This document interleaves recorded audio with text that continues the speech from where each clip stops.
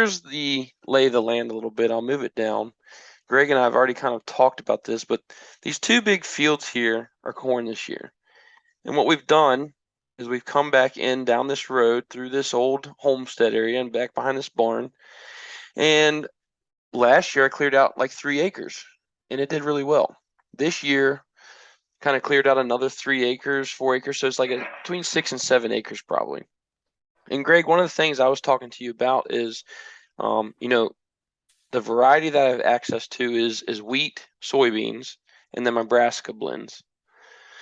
So, you had kind of talked about having deer, when deer come out into these food plots, having them work through these food plots to make them killable. Can you kind of go over that real quick about what you were saying about wanting to make these deer kind of work through your food plot? Sure. So basically, you gotta first thing we gotta understand is what is your access points. Certain Hmm. plots only have certain access points, so we got to work back from that first. So we got to know what your exit and your entry and exit are, Hmm. and then we got to. The second point would be where is 85% of the deer coming from. That's bullet point two. So then we got to figure out, okay, with those access points and where the deer 80%, 85% coming from, now we got to figure out how we're going to move them past us, meaning the tree stand. And what weapon do you have? Are you going to be bow hunting or gun hunting? Because that's going to change how we set something Hmm. up as well.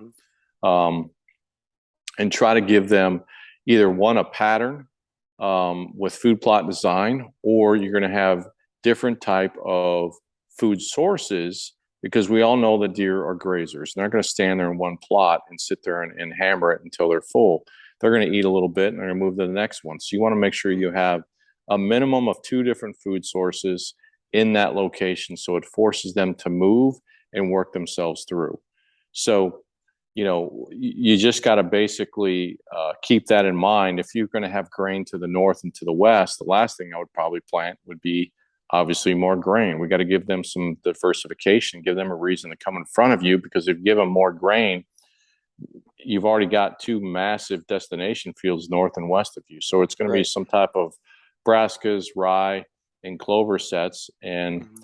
I would do, a transition by your set, so it forces them to work through your in front of your set, so it gives them a reason to walk through. Right. Yeah, my plan is, Greg, and like I said, I'm going to share this on YouTube and probably our Instagram, and you can kind of see our cursor here. But this western side is what we'll call it of the food plot. Probably do soybeans and wheat. Those are just two things that I have available through Mm-hmm. the farm that are going to be cheap for me to plant. The soybeans, I know that they're not going to get the pod, right? So the maturity takes a Yeah. while. But my thought behind this, Greg, is the soybeans are going to help take off when they come up and they're tender, and we know that the deer really like that two-leaf stage, and then as it's growing, the deer, I'm hoping, will kind of more congregate in that area and kind of leave these brassicas alone, which I'm going to put out in front of my stands. So my stands here and here, the deer coming out of the north cornfield and out of this big block of grown-up field to the east is what we'll call it. So we know which way the deer are coming from.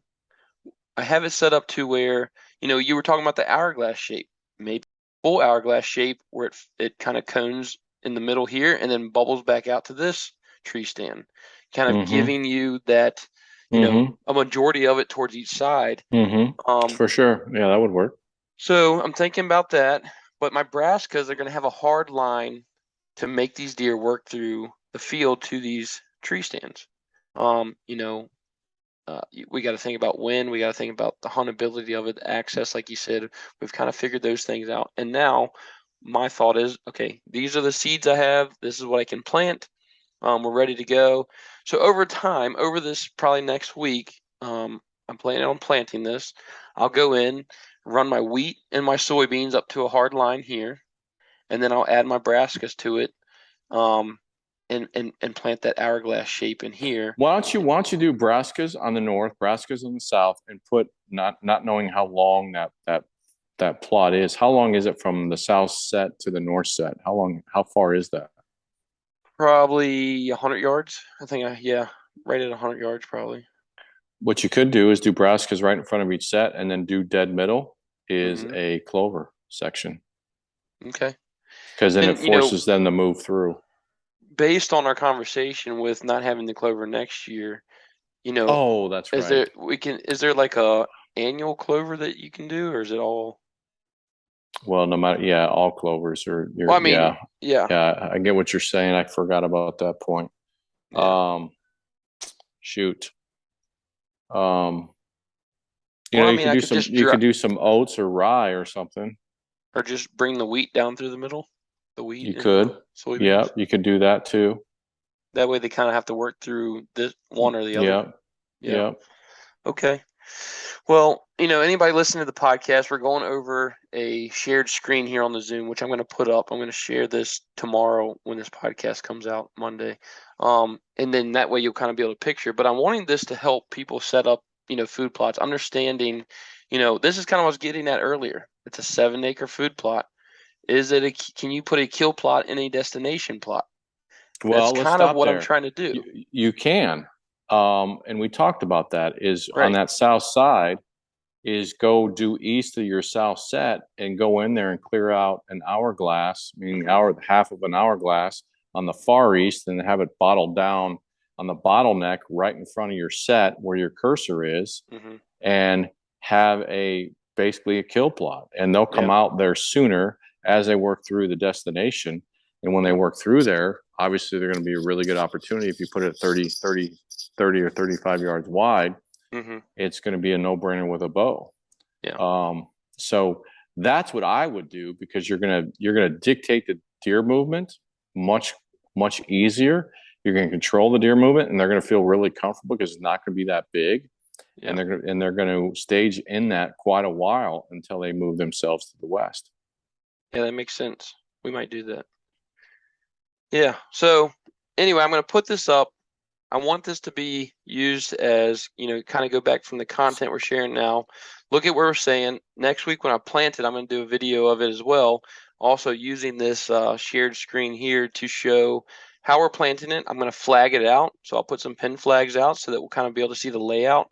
Um, and then we're going to watch it grow. And over the period of time in the hunting season, we're going to hopefully see the success of it. We're going to see these deer kind of work out of these bedding areas and work through these different food plots. So, I think it's going to be a really interesting topic, and something that we can see. And I hope that it helps, people continue to get into food plotting, but also take advantage of this information if it works out and use it for next year.